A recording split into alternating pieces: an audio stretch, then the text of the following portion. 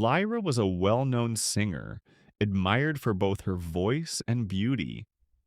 One evening, her manager Layla called her with an offer. A mysterious client was offering a large sum of money for Lyra to perform at a private wedding in a remote location. Without hesitation, Lyra agreed. Good money, classy people. A beautiful night, she thought.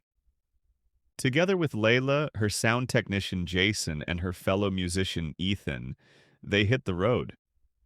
After a long drive through forests and mountains, they finally arrived at what looked like a grand mansion, an enormous, luxurious house glowing with lights and music.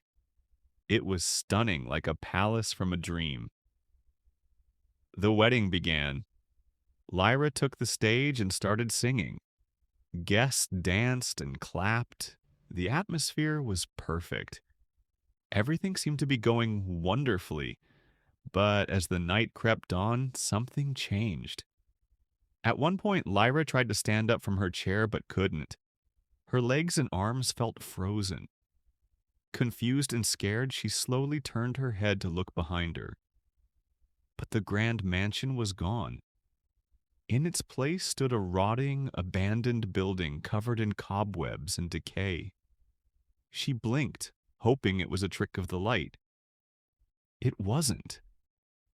Her heart raced. Then she looked at the dance floor. The guests were no longer human. Grotesque, red-eyed figures with sharp teeth and strange robes were dancing to music that now sounded like distant screams. Her friends Layla, Jason, and Ethan didn't seem to notice anything. They continued working like everything was normal. Panic swept over Lyra, but she kept singing. Cold sweat poured down her back.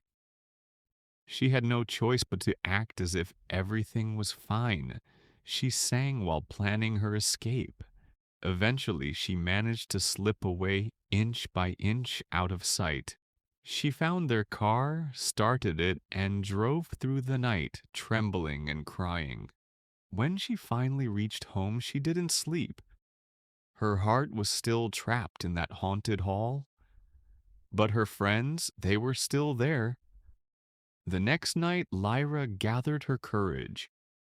With prayer beads in one hand and verses whispered on her lips, she drove back to the cursed place.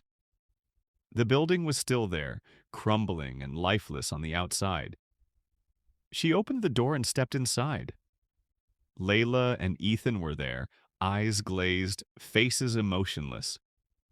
She cried out to them, called their names, read prayers aloud. Slowly, as if waking from a nightmare, they blinked. Their eyes cleared. They looked around in confusion and terror. They remembered nothing. But Jason? He didn't return. She called out to him, begged him to leave with them. But he stood in the shadows, his face pale and twisted. He had become one of them. Lyra's heart broke as she whispered, "I wanted to save you." She, Layla, and Ethan left in silence, tears streaming down their faces. As they drove away, none of them looked back. The echo of screams and broken music still rang in their ears. They never spoke of that night again, but the memory never left them.